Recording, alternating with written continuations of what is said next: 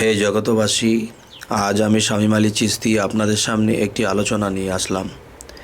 সে আলোচনাটি হলো যে এই পৃথিবীতে মানুষ আসে, আবার মৃত্যুবরণ করে, জন্ম নেয়, আবার আসে, কিন্তু এই আসা যাওয়া শেষ হবে আমাদের কোন কোন কাজগুলো করলে, কোন কোন নিয়ম পালন করলে, কোনভাবে চললে।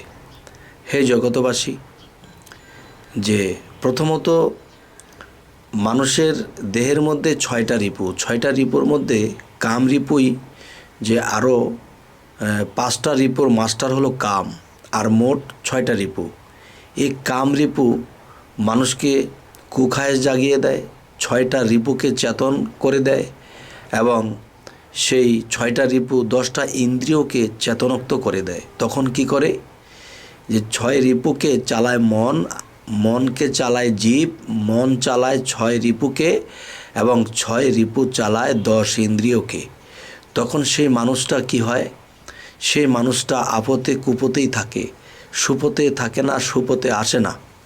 তাই বলবো, এই কামকে সর্বপ্রথম যারা নিস্তেজ করেছে, এই কামকে যারা রহিত করেছে এবং নিজের মধ্যে সেই কামরসটাকে দেহের মধ্যে মিশিয়ে রেখেছে, প্রবাহিত করেনি এবং প্রবাহিত হয়ে যায়। ঘটনা হলো, একটা জিনিস হলো, নদীতে তো জোয়ার আসবেই, আর জোয়ার আসলে খাল বিল নদী নালা ভরে যায়।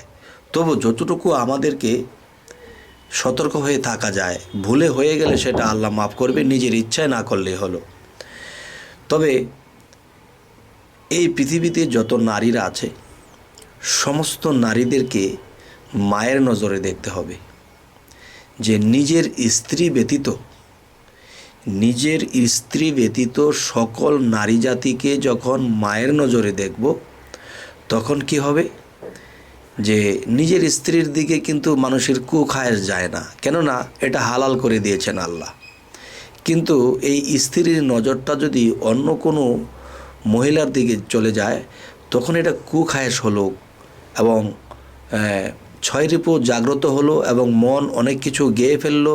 এমনকি সুযোগ পেলে সেই মন ছয় রিপুকে নিয়ে একটা খারাপে লিপ্তও হয়ে যায়। তাই বলি কি, যে নিজের স্ত্রী ব্যতীত এই পৃথিবীর সমস্ত নারীকে যদি মা রূপে দেখা যায়, তাহলে যদি যেদিকেই তাকাক একটা মানুষ, তখন যদি একটা মেয়ের দিকে মায়ের নজরে তাকায়, তখন কি হবে, তখন সেই কুদৃষ্টি যাবে না। কেন যাবে না? যে কারণ নিজের মায়ের দিকে যেমন কখনো কুদৃষ্টি করা যায় না, ঠিক আমি যদি পৃথিবীর সকল নারীকে আমি মায়ের নজরে দেখতে শুরু করব, তখন কি হবে, আমার সেই কুদৃষ্টি যাবে না, যে না, আমার মায়ের দিকে আমি তাকাইছি। হে জগতবাসী, আজ এই কথাগুলো বলার যে উদ্দেশ্য, সেটি হলো যে মানুষ মুর্শিদ ধরে এবং মুক্তির সাধনাও করে, কিন্তু দেখা যায় একদল তরিকতের লোক ভুল বোঝাবুঝির মধ্যে আছে। কীরকম? তারা বলতেছে যে নারীর মাঝে নাকি খোদা বাস করে। বাবারে, এই ভুলটা করে তো মানুষ অনেক অধপতনে চলে যায়, এবং তরিকত জগতের, পীর আউলিয়ার জগতের বদনাম করে ফেলতেছে না বোঝার কারণে। এখানে মূল বিষয় হলো যে নারীর মধ্যে আল্লাহ থাকে। সেটা নারীটা কি? নারীটা হলো জীবাত্মা। যেমন একটা পুরুষের মধ্যে জীবাত্মা আছে, একটা নারীর মধ্যেও জীবাত্মা আছে। এখন জীবাত্মা নিজেই নারী এবং পরমাত্মাই পুরুষ। তো এখন দেখা গেছে যে জীব পরমের মিলন ঘটায় কিভাবে? যে মানব দেহের মধ্যে জীবাত্মা আছে, মানব দেহের মধ্যে পরমাত্মা আছে। এখন দেখা গেছে যে সাধনার দ্বারা আপনি নিজে জীব, আর আপনার যিনি সত্তা, যিনি আল্লাহ, তিনি আপনার মধ্যে পরম রূপে আছে। তখন আপনার দেহের মধ্যে জীবাত্মা এবং পরমাত্মার মিলন ঘটাবেন। তখনই আপনি আল্লাহর একটা সাইড পেয়ে গেলেন, আল্লাহ পর্যন্ত পৌঁছে গেলেন, আল্লাহকে পেয়ে গেলেন।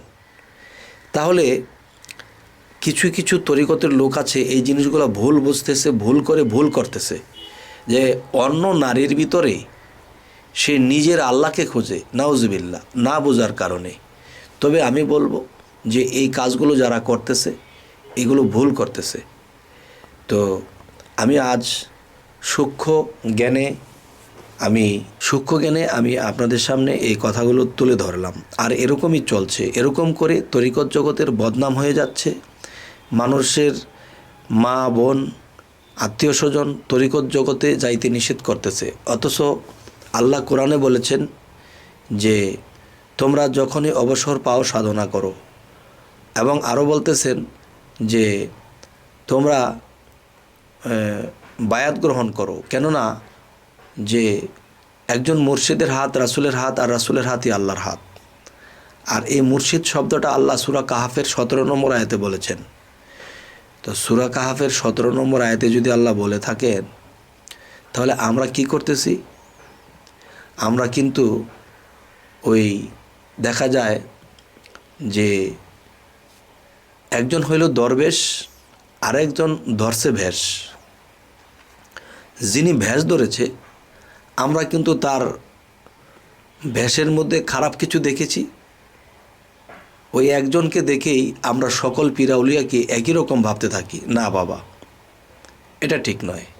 কারণ কেউ দরবেশ, কেউ ধরছে বেশ, আর এই ভেষের তো নাই কোনো শেষ।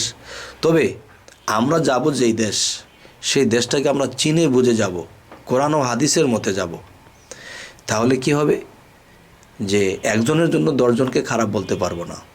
যেমন শরীয়তের মধ্যে যদি যাই, মাদ্রাসা মসজিদে, এখানেও কিন্তু ভুল হয়ে যায়, খারাপ কিছু হয়ে যায়। একজন ইমাম একটা খারাপ কিছু করে ফেলেছে, এই জন্য সকল ইমামকে খারাপ বলতে পারবো না। একজন দরবেশ খারাপ কিছু করে ফেলেছে, একজন পীর ফকির খারাপ কিছু করে ফেলেছে, এই জন্য সকলকে খারাপ বলতে পারবো না। কেননা যে করেছে সে হয়তো ভুল করেছে, আর না হয়তো সে শয়তান ছিল, সে পথভ্রষ্ট লোক ছিল, পীর আউলিয়ার ভেষ ধরে সে চলতেছে।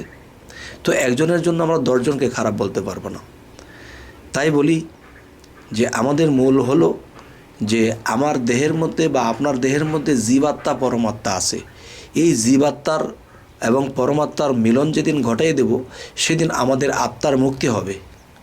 হে জগতবাসী, আমাদের এই চ্যানেলের আলোচনা যদি আপনাদের ভালো লাগে তো অবশ্যই সাবস্ক্রাইব করুন। এর মাধ্যমে আমাদের বাকি ভিডিওগুলো আপনারা পেয়ে যাবেন। তো সকলেই ভালো থাকবেন। আজ এই বলেই রাখছি। আল্লাহ হাফিজ।